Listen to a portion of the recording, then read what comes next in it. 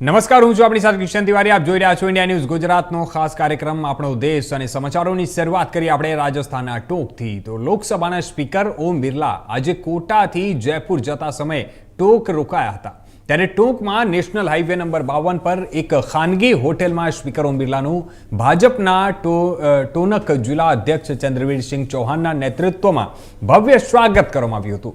ત્યારે ચંદ્રવીરસિંહ ચૌહાણે સ્પીકર બિરલાને તલવાર ભેટ આપી છે અને ખાનગી હોટેલમાં સ્પીકર ઓમ બિરલાએ જિલ્લા મહામંત્રી પ્રભુ બારડોલિયા સહિત પાર્ટીના કાર્યકર્તાઓ અને પદાધિકારીઓ સાથે પરિચય કરીને હૃદયપૂર્વક મુલાકાત લીધી હતી.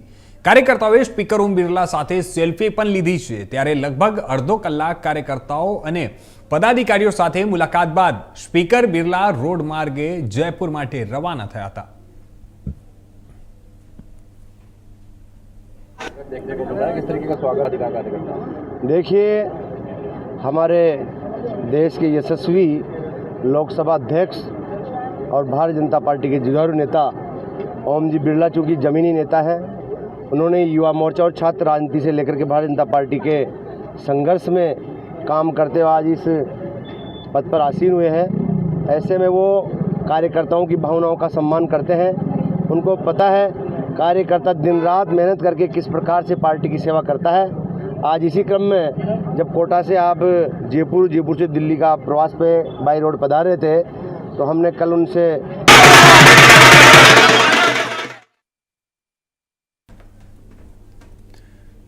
સમાચારોમાં હવે આ તરફ આપણે આગળ વાત કરીએ રાજસ્થાનના બીકાનેરની. તો ભારત પાકિસ્તાન સરહદથી અંદાજે 150 કિલોમીટર દૂર આવેલા જયમલસર ગામમાં દેશના પહેલા શાસકીય બાળિકા સૈનિક સ્કૂલની શરૂઆત કરવામાં આવી છે, જે ભારતમાં નારી સશક્તિકરણ તરફનું એક ઐતિહાસિક પગલું છે. આ સ્કૂલની સ્થાપના માટે કોલકાતાના ભામશાહ પૂનમચંદ રાઠીએ પોતાના માતા પિતા સ્વર્ગીય રામીદેવી અને નારાયણ રાઠીની સ્મૃતિમાં ₹108 કરોડની સંપત્તિ, જમીન અને મકાન રાજસ્થાન શિક્ષા વિભાગને દાનમાં આપી છે. લોકાર્પણ સમારોહમાં શિક્ષા અને પંચાયતી રાજ મંત્રી મદન દિલાવર, કેન્દ્રીય કાનૂન મંત્રી અર્જુન રામ મેઘવાલ, પૂર્વ મંત્રી કંકમલ કટારા, ખાજુવાલાના ધારાસભ્ય વિશ્વનાથ મેઘવાલ અને માધ્યમિક શિક્ષા નિયામક સીતારામ જાટ ઉપસ્થિત રહ્યા હતા. ત્યારે કાર્યક્રમની અધ્યક્ષતા ઉદ્યોગપતિ ડોક્ટર વિઠ્ઠલદાસ મુંગડાએ કરી હતી. बीकानेर से गर्व का विषय है. देश का पहला राजकीय बालिका सैनिक स्कूल जयमलसर में खुला.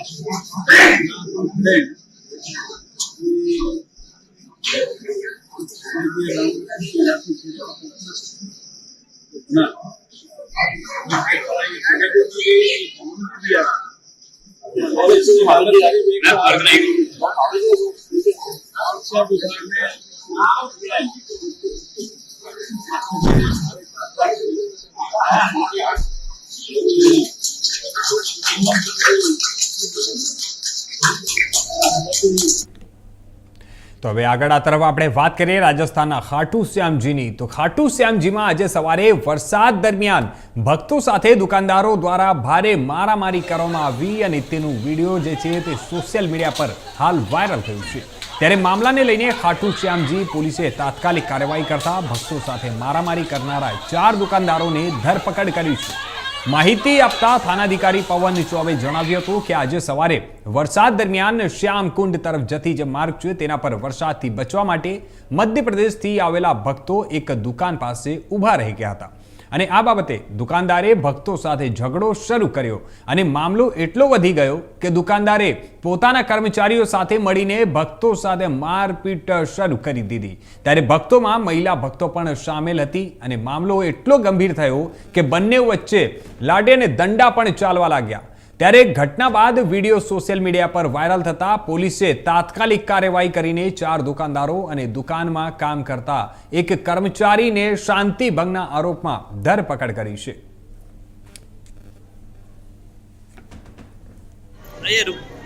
मध्य प्रदेश के यात्री बाबा के दर्शन करने गए थे. बारिश हो गई इसलिए वो श्याम कुंड जाने वाले रास्ते पर दुकान के अंदर छाया लेने के लिए ताकि बरसात से बचाव के लिए खड़े हो गए. इस बात को लेकर के दुकानदार के उनके झगड़ा हो गया था। दुकानदारों ने उस पर काम करने वालों ने मारपीट करी, जिसमें से हमने 4 लोगों को गिरफ्तार किया है और जो श्रद्धालु हैं उनका मेडिकल करा करके जैसी वो रिपोर्ट देंगे वैसी कार्रवाई की जाएगी। સમાચારોમાં હવે આ તરફ આપણે આગળ વાત કરીએ છત્તીસગઢના રાયપુરની તો રાયપુરમાંથી માનવતાને શરમાવે તેવી એક ઘટના સામે આવી છે। ખરોરા પોલીસ થાણા વિસ્તારમાં આવેલી એક મશરૂમ ફેક્ટરીમાં 97 મજૂરોને બંદી બનાવીને તેમનામાંથી બાળ મજૂરીથી કામ લેવાતું હતું અને આ મજૂરો ઉત્તર પ્રદેશ, બિહાર, ઝારખંડ અને છત્તીસગઢમાંથી લાવવામાં આવ્યા હતા। તેઓમાં મહિલાઓ, પુરુષો અને માત્ર 10 દિવસનો નાનકડો શિશુ પણ સામેલ હતો। મજૂરોને નોકરીનું લાલચ આપી અને ફેક્ટરીમાં લાવવામાં આવ્યા હતા, પરંતુ અહીં તેમને ન તો મહેનતાણું મળ્યું અને ન તો જ યોગ્ય ખોરાક આપવામાં આવ્યો।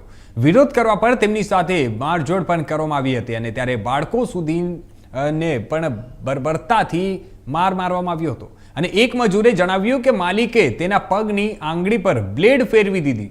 મહિલા અને બાળ વિકાસ વિભાગની ટીમે કાર્યવાહી કરતા તમામ મજૂરોને રેસ્ક્યુ કર્યા છે અને હાલ જિલ્લા કાર્યક્રમ અધિકારી શૈલ ઠાકુરે જણાવ્યું કે રેસ્ક્યુ કરેલા મજૂરોમાં ભદોઈથી 30, જૌનપુરથી 38, બનારસથી 5 અને બાકીના બિહાર, ઝારખંડના છે। હવે આ ઘટનાને લઈને લોકોમાં ભારે રોષ વ્યાપી ઉઠ્યો છે અને લોકો માંગ કરી રહ્યા છે કે ફેક્ટરી માલિક પર કડકમાં કડક કાર્યવાહી કરવી જોઈએ।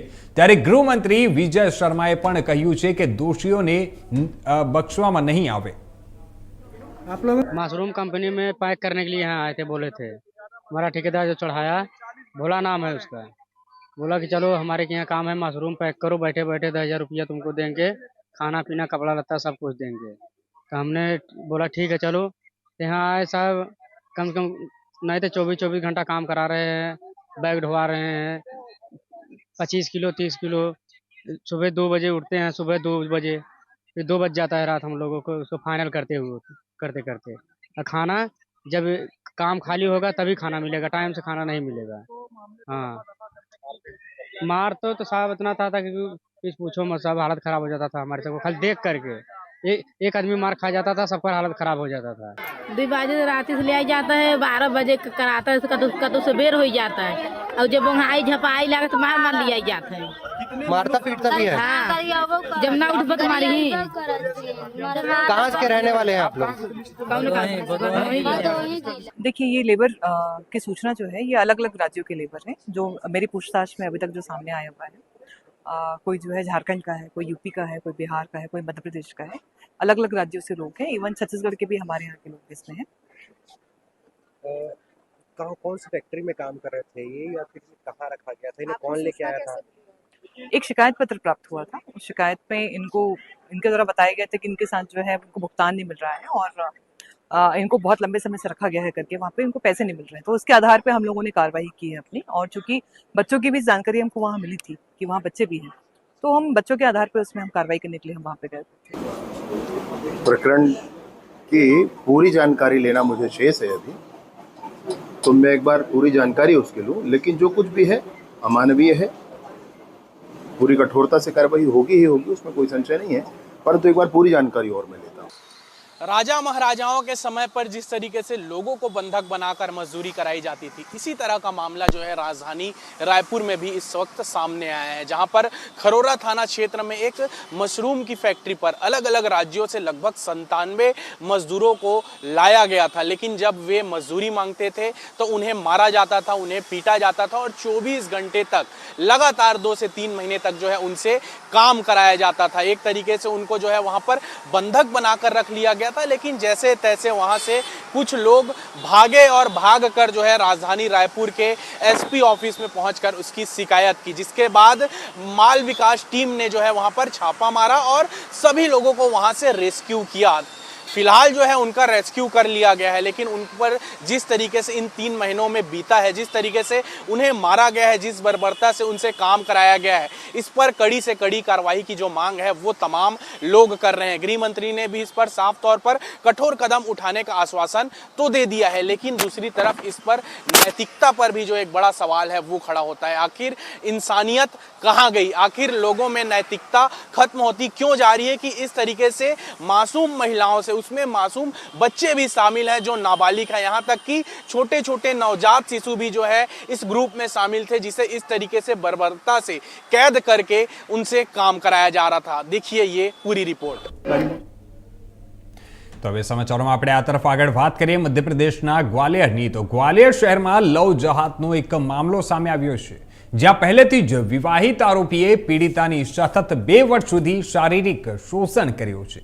પીડિત યુવતીની ફરિયાદ પર પોલીસે આરોપી યુવક સામે દુષ્કર્મ અને SC/ST એક્ટ સહિત અન્ય કલમો હેઠળ કેસ દાખલ કર્યો છે, પરંતુ જણાવી દઈએ કે FIR નોંધાતા જ આરોપી ફરાર થઈ ગયો છે, જેને પકડવા માટે પોલીસ હમણાં હાલ સક્રિય તપાસમાં લાગી ગઈ છે। FIR में ये आया है कि पीड़िता ने शिकायत की है कि शान नाम के लड़के ने मेरे साथ शादी का झांसा देकर और शारीरिक संबंध बनाए हैं। क्या कार्रवाई की गई? अपराध कायम कर लिया गया है और विवेचना प्रारंभ कर दी। जो भी साक्ष्य आएगा उस तरीके से कार्रवाई करें। તો આ તરફ વાત કરીએ હવે આપણે મધ્યપ્રદેશના પન્નાની। તો પન્નામાં વરસાદના કારણે લોકોને ભારે હાલાકીનો સામનો કરવો પડી રહ્યો છે। જિલ્લાનું મુખ્ય મથકથી 17 કિલોમીટર દૂર આવેલું નેશનલ હાઈવે નંબર 39 પસાર થતો હરસા વાગોહા અજયગઢ માર્ગ હજુ પણ સ્વતંત્રતાના 78 વર્ષ પછી પણ 2 નાળાઓ પર પુલિયાનું નિર્માણ ન થવાથી લગભગ 12 થી વધુ ગામોના આશરે 30 થી 35 હજાર લોકોને જીવન જે છે લોકોનું જીવન તે નર્ક જેવી પરિસ્થિતિમાંથી પસાર થવું પડે છે। વરસાદના મોસમમાં સુરક્ષાના કોઈ જ પકડ પાડવામાં ન હોવાથી લોકોને ભારે મુશ્કેલીઓનો સામનો કરવો પડે છે, ત્યારે લોકો પોતાના જીવ જોખમમાં મૂકી અને અવર જવર કરવા માટે મજબૂર બન્યા છે। हिम्मत करके निकलते भी है तो कई बहते हैं और अगल बगल जो खड़े लोग हैं वो बचा पाते हैं। बाकी इतना बहाव तेज रहता है कि आदमी को चोट मोट आ जाती है। पेड़ लगे हैं, पत्थर हैं तो उनमें लोग बहुत टकरा जाते हैं। अच्छा, इतना ऐसा कब से चल रहा है? जैसे आपका आवागमन डेली बेसिस पे आप 10-12 गांव के लोग सब दुआ बरियारपुर से लेके अतरे रोज निकलते ही रहते हैं और ये बरसात के सीजन में तो सब जो है इस नाले की परेशानी से जूझते रहते हैं। તો હવે આ તરફ આપણે વાત કરીએ વડોદરાની। તો સાવલી તાલુકામાં બિસ્માર હાલતમાં તેમજ ખાડા પડી ગયેલા બ્રિજનું સમારકામ ચાલુ છે, ત્યારે મીડિયાના અહેવાલ પડઘે તંત્ર સફાળું જાગ્યું છે। સાવલી તાલુકાના મેવલી ગામ પાસે આવેલા બ્રિજ ઉપર થીંગડા મારવાનું કામ ચાલુ છે, ત્યારે R&B વિભાગ દ્વારા બ્રિજ ઉપર ડામરથી ખાડા પુરાણ કરી અને શરૂ કરી દેવામાં આવ્યું છે, અને હાલ તસવીરોમાં બી અમે તમને બતાવી રહ્યા છે। તમે ટેલિવિઝન સ્ક્રીન પર જોઈ શકો છો કે આજે ખખડધજ હાલતમાં જે પ્રકારની આ બ્રિજ છે તેના ઉપર થીંગડું મારી અને કાર્યવાહી હમણાં હાલમાં કરવામાં આવી રહી છે। સમાચારોમાં હવે આ તરફ આપણે આગળ વાત કરીએ જંબુસરની। તો આમોદ અને જંબુસરને જોડતો ઢાઢર નદી પરનો જે જોખમી બ્રિજ હવે ભારે વાહનોની અવરજવર માટે બંધ કરી દેવામાં આવ્યો છે। ભરૂચ જિલ્લા કલેક્ટર ગૌરાંગ મકવાણાને જાતે જ સ્થળની મુલાકાત લીધા બાદ આ નિર્ણય જાહેર કર્યો છે। આ નિર્ણયને પગલે ભારે વાહનો માટે વૈકલ્પિક વ્યવસ્થા ગોઠવવામાં આવશે અને સાથે જ 40 વર્ષ જૂના આ બ્રિજના સમારકામની કામગીરી પણ ઝડપથી હાથ ધરવામાં આવશે, અને આ પગલું નાગરિકોની સુરક્ષા સુનિશ્ચિત કરવા માટે લેવામાં આવ્યું છે। ઢાઢર નદી પરનો આ બ્રિજ જંબુસર અને આમોદને જોડતો છે અને અહીંથી મોટા પ્રમાણમાં જે ઔદ્યોગિક એકમોમાં જતા વ્હીકલ્સ હોય છે, ટ્રક્સ વગેરે એ પણ પસાર થતા હોય છે। ખૂબ જ મહત્ત્વનો બ્રિજ છે આ। થોડા સમયથી આ બ્રિજની જે કન્ડિશન છે એ ખરાબ થયેલી છે। અગાઉ પણ મેં એકવાર વિઝિટ કરેલી અને આજે ફરીથી વિઝિટ કરી છે। ભારે વાહનો માટે આ બ્રિજને બંધ કરવાની જરૂરિયાત જણાય છે, એટલે આજથી જ અમે ભારે વાહનો જે છે એના માટે બ્રિજને બંધ કરી અને એને ટ્રાન્સપોર્ટેશન માટેની ઓલ્ટરનેટ વ્યવસ્થા ગોઠવીશું। જે બંધ કરીએ છીએ જેટલા સમયગાળા માટે એ દરમિયાનમાં ફટાફટ ઝડપથી આ બ્રિજની મરામત થઈ જાય પણ એટલી જ જરૂરી છે, એટલે એના માટેની જે કાર્યવાહી છે એ પણ તુરંત જ અમે કરીશું। ब्रिज बंद થશે તો વૈકલ્પિક વ્યવસ્થા વૈકલ્પિક વ્યવસ્થા માટે સ્થાનિક પોલીસ અધિકારી શ્રી અને સ્થાનિક પ્રાંત અધિકારી શ્રીએ વૈકલ્પિક વ્યવસ્થાઓ માટેનું આયોજન કરી લીધું છે અને એ ડાયવર્ઝન આપી અને આપણે ટ્રાફિકને મૂવમેન્ટ કરાવીશું. હવે આ તરફ આપણે વાત કરીએ બનાસકાંઠાની, તો તાજેતરમાં ગંભીરા પુલ દુર્ઘટનાને ધ્યાને લઈને મુખ્યમંત્રી ભૂપેન્દ્રભાઈ પટેલના દિશા નિર્દેશો હેઠળ બનાસકાંઠા જિલ્લા કલેક્ટર મિહિર પટેલ દ્વારા તાકેદારીના ભાગરૂપે જિલ્લામાં અલગ અલગ ટીમો બનાવી અને વિવિધ પુલોનું નિરીક્ષણ તથા સેફટી ઓડિટ હાથ ધરાયું છે. આગામી 1 મહિનામાં તમામ બ્રિજનું સેફટી ઓડિટ પૂર્ણ કરી અને સરકારને રિપોર્ટ સબમિટ કરાશે. ત્યારે જણાવી દઈએ કે જિલ્લા કલેક્ટર મિહિર પટેલે ટેકનિકલ ટીમ સાથે national highway number 58 Ratanpur Merwada સ્થિત બ્રિજનું સ્થળ નિરીક્ષણ કર્યું હતું અને તેમણે જણાવ્યું છે કે પ્રાથમિક દ્રષ્ટિએ અત્યારે આ બ્રિજ ક્રિટિકલ હાલતમાં નથી તેવું જાણવા મળ્યું છે. ડિઝાઇનર સર્કલની ટીમ દ્વારા વિશેષ ટેકનિકલ ઓડિટ કર્યા બાદ અને આગળની કાર્યવાહી હાથ ધરવામાં આવશે. ત્યારે સરકાર દ્વારા રતનપર મેરવાડા ખાતે નવીન બ્રિજ બનાવવા માટે મંજૂરી અપાઈ હતી. ત્યારે ટેન્ડર પ્રક્રિયા પૂર્ણ થઈ ચૂકી છે અને જુલાઈ 2025ના અંત સુધીમાં નવો બ્રિજ બનવાના વર્ક ઓર્ડર આપવામાં આવશે. તાજેતરમાં ગંભીરા બ્રિજ ખાતે જે દુર્ઘટના બની હતી ત્યારબાદ તકેદારીના ભાગરૂપે તમામ જે બ્રિજો છે એનું ઇન્સ્પેક્શન કરવા માટે અને સેફટી ઓડિટ કરવા માટે માનનીય મુખ્યમંત્રી શ્રી તરફથી સીધી સૂચના આપવામાં આવી છે. તે અન્વયે બનાસકાંઠા જિલ્લામાં આરએનબી સ્ટેટ વિભાગના અંદાજિત 47, પંચાયત વિભાગના 28, રેલવેના 24 મળી અને સમગ્ર જિલ્લામાં કુલ 149 જેટલા બ્રિજ, માઇનોર અને મેજર બ્રિજ આવેલા છે. આ તમામ બ્રિજમાં તાત્કાલિક ધોરણે ટીમની રચના કરી સેફટી ઓડિટ માટેની પ્રક્રિયા ચાલુ કરવામાં આવી છે. ખાસ કરીને જે ઇકબાલ ગઢ પાસે ખારા બ્રિજ આવેલો છે એમાં થોડુંક મરમ્મતની જરૂરત હોવાથી હાલમાં ભારે વાહનોનો પ્રતિબંધ એ બ્રિજ ઉપર મૂકવા માટેની પ્રક્રિયા ચાલી રહી છે તથા નેશનલ હાઈવે નંબર 58 ઉપર રતનપુર મેરવાડા વચ્ચે જે બ્રિજ આવેલો છે ત્યાં અત્યારે ટેકનિકલ વિભાગની ટીમ સાથે અમે જાતે સ્થળ તપાસ કરી છે. હાલમાં આ બ્રિજ ક્રિટિકલ કન્ડિશનમાં નથી એવું પ્રાથમિક દ્રષ્ટિએ જણાઈ આવે છે. આમ છતાં ડિઝાઇન સર્કલની ટીમ દ્વારા વિશેષ ટેકનિકલ ઓડિટ કર્યા બાદ આ વિશે આગળની કાર્યવાહી કરવામાં આવશે અને તમામ જે 149 બ્રિજ છે તેનો સેફટી ઓડિટનો રિપોર્ટ. તો હવે આ તરફ આપણે વાત કરીએ ઓલપાડની, તો ઓલપાડ તાલુકા મથકે વન અને પર્યાવરણ રાજ્યમંત્રી મુકેશભાઈ પટેલની અધ્યક્ષતામાં આયુષ્યમાન વય વનના કાર્ડ વિતરણ કાર્યક્રમ યોજાયો હતો. વન અને પર્યાવરણ રાજ્યમંત્રી મુકેશભાઈ પટેલના અધ્યક્ષતામાં ઓલપાડના ખૂંટાઈ માતા મંદિર ખાતે આયુષ્યમાન વય વનના કાર્ડ વિતરણ કાર્યક્રમ યોજાયો હતો અને આ વેળાએ ઓલપાડ તાલુકાના 104 ગામના 70 વર્ષ કે વધુ વયના વરિષ્ઠ 506 નાગરિકોને રાજ્યમંત્રીના હસ્તે આયુષ્યમાન વય વનના કાર્ડનું વિતરણ કરાયું હતું.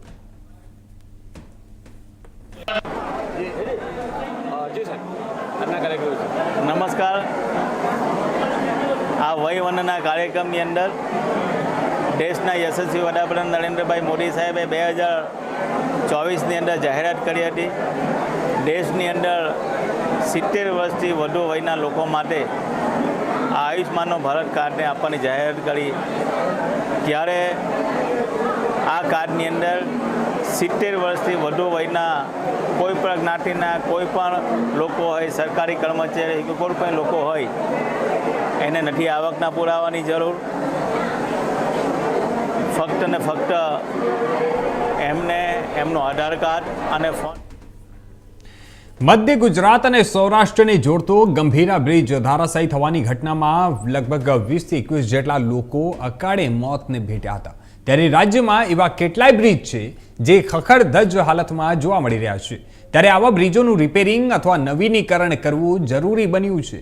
ત્યારે અરવલ્લી જિલ્લાના મોડાસાથી બાયડ વચ્ચે આવેલો 150 મીટર લંબાઈનો વાત્રક બ્રિજ જર્જરિત જેવો હોવાનો ધારાસભ્ય ધવલસિંહ ઝાલાએ સ્વીકાર કર્યો છે અને આ પુલ સાંકડો છે, વળી તેની રેલિંગ પણ તૂટેલી હાલતમાં જોવા મળી રહી છે.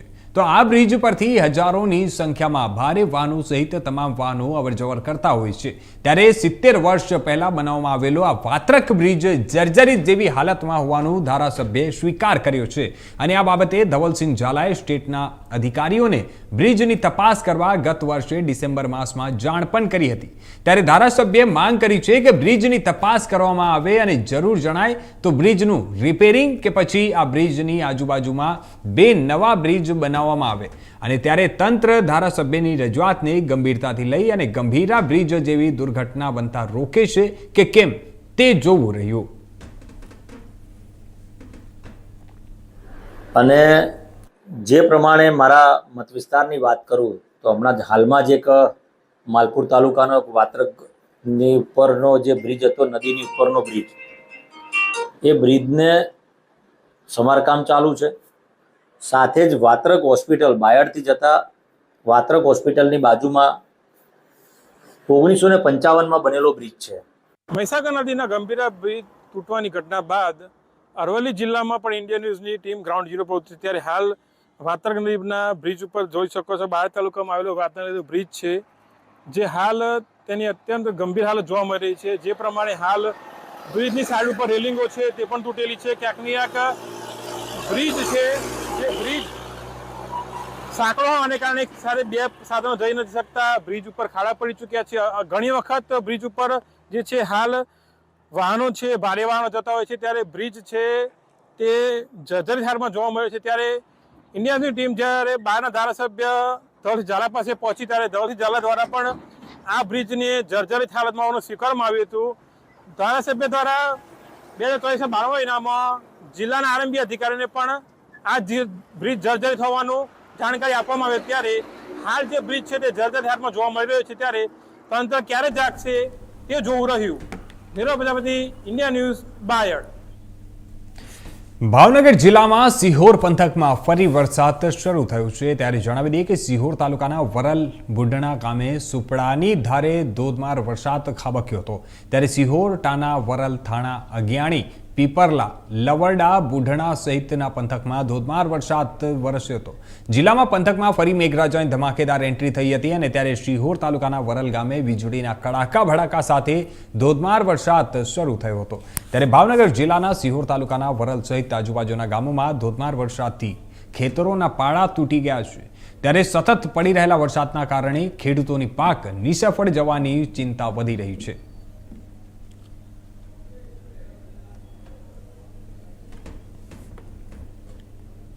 આ તરફ વાત કરીએ હવે આપણે વડોદરાની તો ગંભીરા બ્રિજના બનાવ બાદ વડોદરાનું તંત્ર ગંભીર બન્યું છે. શહેરના તમામ બ્રિજોની ચકાસણી હાથ ધરવામાં આવી છે.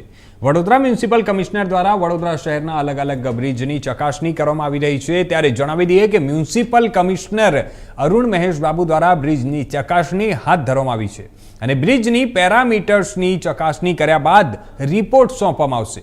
શહેરના તમામ બ્રિજોની ચકાસણી બાદ તંત્ર રિપોર્ટ સોંપશે. વડોદરા સિટીની અંદર જે બ્રિજેસ છે આ બ્રિજેસની લગભગ 2 મહિના પહેલાં ઇન્ડિપેન્ડન્ટ એમ્પાનલ એજન્સી દ્વારા ચકાસણી કરીને રિપોર્ટ રજૂ કરવામાં આવ્યું છે. આ રિપોર્ટ આવ્યા પછી અમે પણ વડોદરા સિટીમાં સેજ પણ રિસ્ક લેવા તૈયાર નથી. એટલે તમામ બ્રિજેસની ચકાસણી કરવા માટે ઝોનલ ડીએમસીસ દ્વારા ટીમ ફોર્મ કરીને ચકાસણી કરવા માટે આદેશ આપી છે. ગઈકાલે અમે નીકળ્યા હતા, 1-2 બ્રિજેસ જોયા હતા. આજે પણ ફતેહગંજ બ્રિજ જોઈ રહ્યા છે. એટલે બ્રિજ ડિપાર્ટમેન્ટ અને સિટી એન્જિનિયરના ટીમ અને ડેપ્યુટી મ્યુનિસિપલ કમિશનર્સના ટીમ દ્વારા આવનારા 3 દિવસોમાં તમામ બ્રિજેસની ચકાસણી કરીને રિપોર્ટ રજૂ કરવામાં આવશે ફરીથી. એટલે પહેલાં જે ઇન્ડિપેન્ડન્ટ એજન્સીસે કર્યું એને પણ રીવેરીફાઈ કરવામાં આવશે. અને સાથે સાથે અત્યારે 2 બ્રિજ અમે બંધ કરી દીધું છે, એક જાંબુઆ બ્રિજ અને એક કમાટીબાગ ઝોની બ્રિજ. અને આના ચકાસણી કર્યા પછી પણ કદું જરૂર પડે તો આવનારા દિવસોમાં કડક પગલાં પણ લઈશું. પબ્લિક હિત માટે જે પણ પગલાં લેવા પડે. તો આ હતા અત્યાર સુધીના મુખ્ય સમાચારો. વધુ સમાચારો માટે જોતા રહેજો ઇન્ડિયા ન્યૂઝ ગુજરાત.